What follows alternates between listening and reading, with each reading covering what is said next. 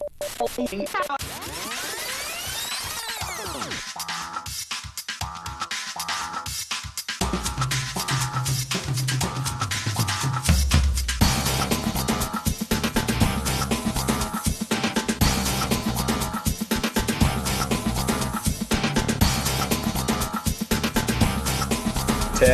Stemmer to take studio.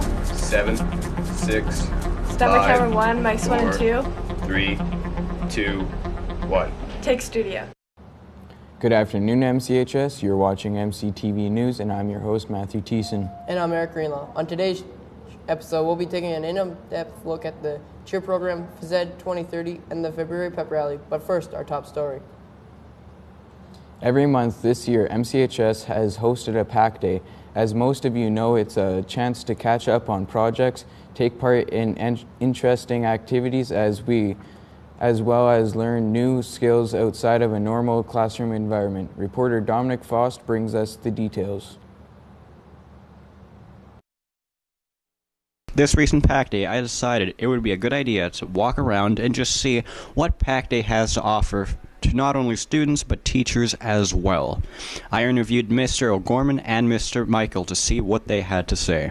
PAC Day is an alternative learning day for students. It's built on the possibility of doing a bunch of different activities, as well as though recovering some of the work and or missed time that students may have had in their core classes. I then asked the two teachers why they think it's important for students to take new opportunities at PAC Day.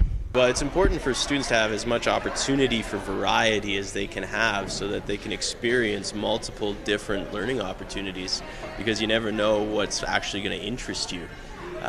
You might take a session that you never even thought you had any interest in and find that it is something that you become quite passionate about. We really want to give opportunities to students all the time, but we can't given the confines of a timetable.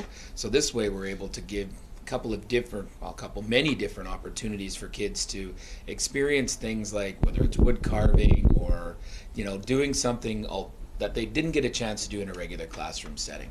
They then explained why it's important for teachers to take opportunities to teach new classes as well, and why students are not the only people who are benefiting from PAC Day. It gives teachers the opportunity as well to show some of their passions, to show some of the stuff, to teach the kids some of the things that are outside of their classrooms. So, for example, Mr. Garrett's, love of music, and he teaches physics. So there's an opportunity right there for him to show and shine. Well, teachers are encouraged to use their passions and strengths to design PAC Day sessions. So I'll use myself, for example. I don't have an opportunity to teach guitar on a regular basis, but since I enjoy playing it, I've been able to introduce that as a session to teach students beginning guitar lessons, and then also create jam sessions for students and songwriting sessions. These aren't typical courses, but they're something that I enjoy doing, so I bring my expertise and skill from my interests, and I get to share it with the students. Mr. O'Gorman and Mr. Michael then explain why PAC Day has been such a huge success at MCHS. The reason I think it's been a success is because there's an energy in the school on Fridays when we have PAC Days. People get excited to try something new. Students are engaged in what they're doing and in the learning that's happening. Our attendance is very good. We've had many positive comments from both students, community, and from teachers. As Mr. O'Gorman and Mr. Michael stated, the energy at MCHS is always very high on PAC Days, so it looks like PAC Day has been a huge success so far and will continue to be a success for the coming years. This is Dominic Faust reporting for MCTV News. Welcome back. With us now is Miss Kathy Whittle-Williams, who is one of the organizers of this year's Trip of a Lifetime that returned from Europe less than a week ago. I'm sure she has some amazing stories to tell us. Thank you for joining us. Thank you for having me here, Matt. So what were some of the specific destinations you went? Oh, our trip was an amazing trip.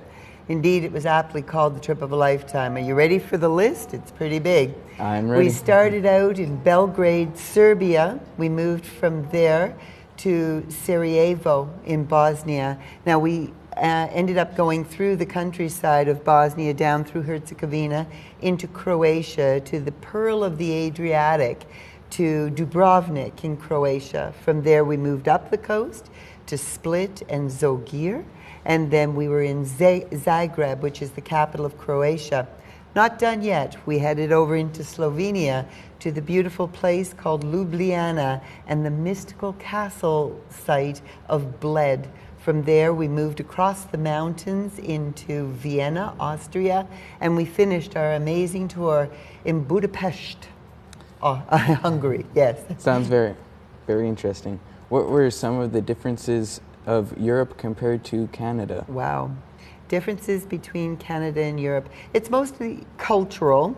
So it begins with linguistics. Obviously, we found ourselves in the minority the majority of the time because we could understand maybe one or two words every once in a while as we learned to say dobre utro, to say good morning, or grüß Gott, to say good morning in a different country. But other than dealing with money and the language barriers, what you really find out when you travel is that wherever you go, despite the world of politics, people are people. And so the great difference is very little difference in the end. Wow. So what were some of the educational advantages of this trip for the students that went on this trip? Wow. Educational advantages. I don't know where I begin. There were links definitely to social studies curriculum. We learned a lot of history. We learned a lot about geography. We certainly learned a lot about culture. But I would add in there a chance for my English 20-1 students to extend their knowledge base of the book that we studied called The Cellist of Sarajevo. We were privy to going to some of the most miraculously built cathedrals in the world. So a religion played an aspect. We were at the Tesla Museum, so science came into it. You can never forget the world of mathematics, so we were always counting our shekels wherever we were. And I just don't think that there was a single space in our curriculum that wasn't fulfilled by some element of the story of our travel. It was an amazing time. That sounds like a very educational trip. It was a very educational trip. So how did you get place to place? How did we get from place to place? Well, we started out by flying. Yeah, would have been a little bit difficult otherwise. But whilst we were there, we had our own private coach. So we were on the bus. We were constantly filling the bus with luggage and taking the luggage off. But in between time, the luggage got a little bit heavier every single time. We did have a cruise on the Danube River, so we did have a boat trip. But other than that, we were walking everywhere we went. We put on a lot of steps on the pedometer every single day. So did the coach translate the languages that were there? The coach? You mean the tour guides? Yeah. Were they? Yeah, they were very helpful. They knew the local languages, so we were never short of communication skills, even if it was vicariously through somebody else. But we were never stuck. And you can always default to the gesticulations, using your hands, using fun expressions. Yeah. So did you have good weather when you went down Oh, there? we had some fantastic weather. We had some not so good weather too. We had some cold days, some shivery days in the wind.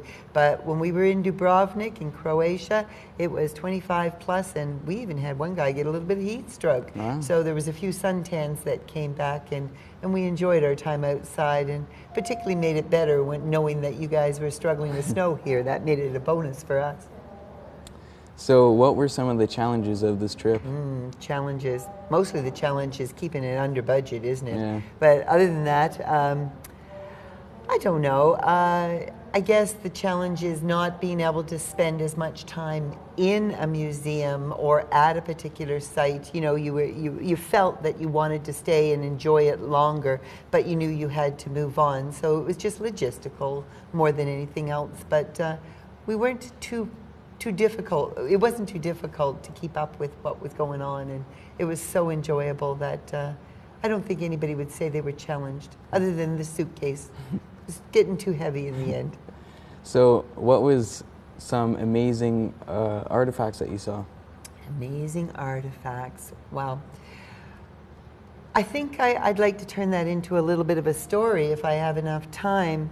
When we were in Sarajevo, we were filled with sorrow for the people that we encountered there, who all of them had lost people in a recent war. So less than 20 years ago, those people were under siege.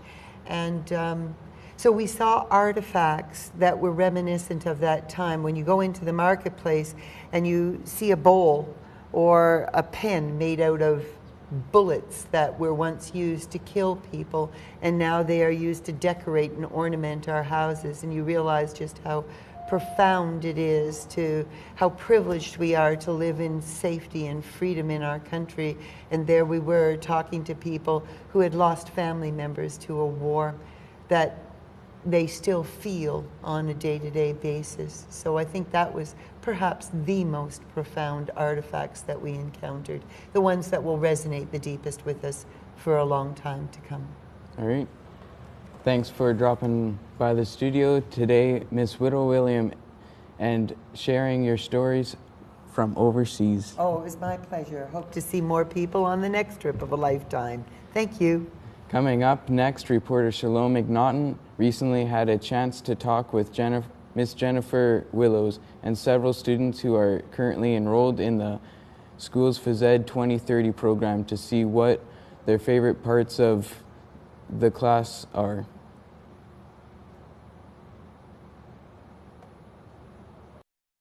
Hi there, MCHS. At my time at the gym program, I noticed a few cool things that was pretty interesting about the class and all about the students, and also what type of sports they play. The type of equipment we like to use is the equipment that would actually be in the actual sport. So we try to have them as close to the real sport as possible. So for example, volleyball, they're going to use volleyball net, obviously, and we try to use the best that we can get available for students. I really like it. There's a lot of variety in the athletics and like the different types of sports, and I think it's really cool learning the variety of sports just so I can get a feel personally of what I really enjoy and how I can aspire.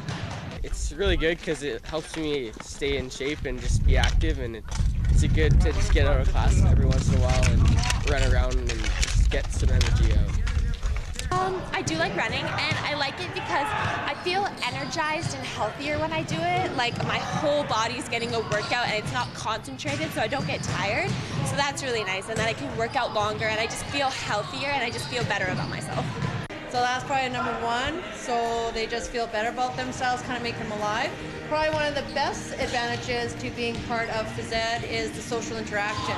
So this is probably one of the only rare opportunities where they can socialize, meet new people, do activities with different people in kind of a very comfortable setting. So I think it makes it a lot different than a classroom setting. It's a good break from sitting in a class all day. It gets you off your butt, and it's just lots of fun too. You gotta try new sports and go to this place and go bowling and go wall climbing, just lots of different things, and lets you try new things that you haven't tried, and maybe you will find out that you really enjoy something and you can continue on with that for the rest of your life. We try to cover the whole range of sports that we try to do as many different sports as possible. In our Phys Ed 2030, we do the traditional sports like volleyball, basketball, soccer, football, intercross. They're doing ball hockey outside right now. But we also introduce them to some things that aren't part of our school environment, so they have to go outside, such as like curling. We've taken them to a service place in St. Albert to do indoor soccer and some fitness classes, to go bowling. We've gone to darts. We're going to be doing a CrossFit and wall climbing class, baseball, golf. So we've tried to do a lot of activities that they might do later on in life, and more of an individual sport basis. Definitely, because it's not targeted workout, because like if you go to the gym and you're by yourself, you know, sometimes you're like, hey, maybe I'll just slack off, maybe I won't go today, nobody's like forcing me to go. But with gym class, you're very determined and you have to do it because it's a course. So it's not that you have to do it, but like you feel the need to want to, and you feel like you're losing weight and you're getting better energy, and it's very good because you're with your friends too. So when you're with your friends, you feel more determined, like you want to do it. So that's why I like it. More skilled people that actually are in volleyball, they help people like me who aren't in volleyball to be better. So that's really nice. Credits that they earn, it'll be 5 credits. They do get an extra credit as well for volunteer service, and that is also part of their phys ed mark. So essentially their phys ed mark is kind of in 3 components. They have to do 15 hours of community service, and that accounts for 15% of their mark. And then the rest of their mark is broken down depending on the unit. Sometimes there'll be a skill-based mark. There might be a team play mark, but the majority of their marks are wrapped up in their cooperation, their attitude, their respect, their attendance, whether or not they are putting full effort into each class. Been Shalom McNaughton reporting at the MCTV News. Hey MCHS, time for your weather. Whoa. Right now up in Whitehorse, it's +6 with some rain and sun. In Yellowknife, it's +3 with some sunshine. It's pretty nice over there. Down in Vancouver, we got some +13 with some sun and cloud. It's all right. It's pretty warm. Down in Regina, lots of sunshine, +17. Winnipeg, we got sun and clouds, and it's 18 right now. Over here in Toronto, we have sun and cloud, and it's +15. Montreal, full sun, +17. And in Halifax, it's sunny with +7. Up in Iqaluit, it's sunny with cloud and -14. Not doing too good. And then in St. John's, I feel bad for them right now. They are -3 with some snow. Time for Alberta weather, please. All right, up in high level, we got some +13 with cloudy showers, scattered showers. In Fort McMurray, we got thunderstorms. Watch out for them, +12. Grand Prairie, looks like it's raining all day, +14. Edmonton, cloudy with sun and 19. Red Deer, 18. Calgary, sunny and 18. Medicine Hat, 19 and sunny. Banff is doing pretty warm for right now. It's +14 and it's sun and cloud. That's pretty good. So Jasper is sunny and rainy and +12. All right, time for our daily forecast. Right now it's +13 with sun and cloud. The windage is southwest at 7 kilometers. And our relative humidity is 68%. Sunrise is 63%. And our sunset is 8:36 p.m. Now time for our weekly forecast. Thursday, and our week is looking pretty good. Back to you in the studio. Thanks, Eric. As the weather begins to warm up, basketball season is replaced by track and field. However, there is one sports team at MCHS that has to perform at peak condition for almost the whole entire year. Recently, the MCHS cheer team was featured on Shaw TV as they prepared to this year's provincial competition. Reporter Rose Van Brabant was there to talk to Coach Mantika and several of the team members to see how their season went. On March 19th, the MCHS cheerleading team put together a demonstration for Shaw TV to showcase small-town talent in cheerleading. Shaw was looking at interviewing a small-town cheer team just to get a different angle on what it's like to prepare for cheer and for provincials in a small town as opposed to a large city. Well, I think the cheer competition is kind of a neat event. It's very unique just to see a bunch of teams doing something like this, like the high school cheer competition. It just seems exciting and fun. It was a little scary, but other than that, yeah, it was a great experience, and it's good to show everyone how close we are and what we do on the team. I just liked how we could, she made us run over it, and then she took different angles and shots of everything. We showed her our strong suits and everything that we do well. And with no surprise there, the team brings to the table years of experience with the sport. This would be my 8th year coaching. I started coaching the first year I came to MCHS. Well, I've been cheering since grade 6, and I just learned to love the sport. I liked everything to do with it. I feel the energy is really good, and everybody's you get so close with the people. I've been doing it for 7 years. At first I just kind of wanted to be like in a sport, and then once I like joined it, it became like real. Being a small town team has many perks, and with the team spirit, it shows. The team this year has been phenomenal. They've been very, very positive all around. If there's been ever any issue that the girls have had or any struggle that they've had, they've come together and they've worked together to overcome any obstacles. So they've just been really awesome to work with this year. I think I was just expecting like a fun group of girls and kind of that small town feel, that camaraderie that you kind of get in a small town. It seems like that's what these girls have, is just a real sense of support and community within their team. So that's what I was expecting, and that's, I think, what I saw. Everyone is just really close, and you become a family, and you bond so much together that it's a great experience. It was a really great experience coming out to the school and covering the kids while they were getting ready for the competition, and I hope they do well and have a good time. For MCTV News, this is Grosvenor and Braden reporting. And here are your announcements, MCHS, for Thursday, April 16th. Are you in grade 12 and interested in playing the RCMP in an epic match of floor hockey? Get your name into Student Services by April 22nd for your chance to be a part of the Howells Cup. Who will take home the bragging rights? Don't forget to bring in your school registration packages for the upcoming year into the office by tomorrow. If you haven't received your package, please head down to the office and pick it up. The MCHS Religion Retreat will be held from May 19th to May 21st. Permission forms are now available in the office and due by April 30th. See Mrs. Boucher for more details. Interested in hiking through Jasper and Banff National Parks this September? There will be a meeting for the 3rd annual Fred Sherman Memorial Hiking Trip on Monday, May 4th at lunch in the Media Lab. Contact Mr. Battestein for the trip details. April 22nd is Earth Day, and to do our part, help our planet, there will be a household battery drop-off for the school recycling in the art room from Monday, April 20th to Friday, 24th. Also for that week, try to have trash-free lunches. Try to use recyclable containers and carry your lunches in a reusable bag. If you are interested in greening our school, see Ms. Mizak for more details. Have you missed any episodes of MCTV News this season? Then please log on to www.bautestein.net to see our digital broadcast archive, which includes episodes from the last 21 seasons. Get your fill of MCHS news, weather, and sports. Stay connected with all the events by MCHS by logging on to the school's website at mchs.gsacred.ab.ca. Following us on Twitter at MCHWolves or searching the hashtags or MCHS or MCTV News.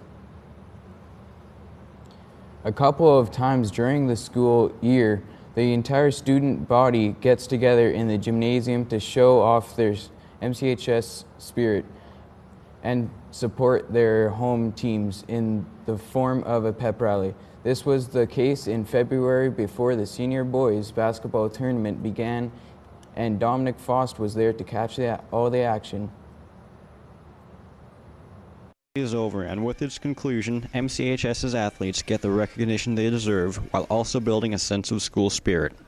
I spoke to coaches Amanda Mantica and Gavin Denham, as well as the person behind the mask of MCHS's mascot, about what the pep rally has to offer. First, they talked about how a pep rally and school support can affect athletes' desire to win, or if it causes stress. The pep rally was amazing. We've done incredible things this year. I think having everyone in the same room cheering really helps build school spirit with the bells and the hats and everything. It's really good experience. I think our pep rallies are awesome. There's always a lot of school involvement, not only from the teams, but also from the rest of the student body watching and all the activities that they're involved in. So I think that really helps school spirit, and just for the whole student body to know which students are involved in the different athletic teams, I think really helps. I think no matter what situation we're in, we definitely feel some pressure going into a situation, just because you want to do the best that you can and you're performing in front of other people, and other people are judging you all the time. They then talk about how pep rallies provide a boost in school pride and what students can do to show it. Students could do, and also myself could do, like to show our school spirit. I guess is to wear more our school colors when we're asked to, and also come to our school's events, so not skipping class and stuff like that. I'm proud of our team, so because I know I don't have the confidence or self-doing to do basketball tournament or to play basketball in front of a group of students, because I know that I couldn't do it. I just couldn't do it. I'll be terrified. But seeing that other people could do it is very cool and interesting. So, yeah. As I continued, I began to ponder why athletes tend to perform better in front of their home crowds, and the coaches gave me their thoughts as to why that is. They're the people who are supporting you, so you want to do well for them and you want to do well for yourself, right? Because you're showing off what you can do to those people, and you want to always show well because you're supporting them as much as they're supporting you, right? Now that the athletes are inspired to win, all that's left is to perform. This is Dominic Foss reporting for MCTV News.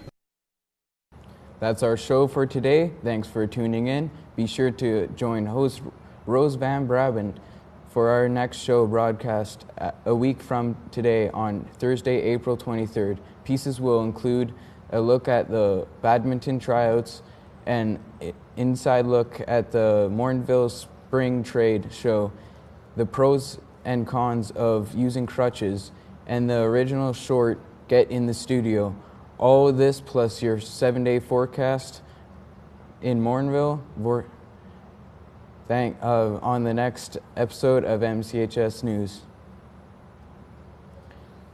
So I heard Canucks lost last night. Yeah, it was a destroying game for them. It was a solid 2-1 for Calgary last night. Yeah, I heard the Calgary Flames got a goal late third.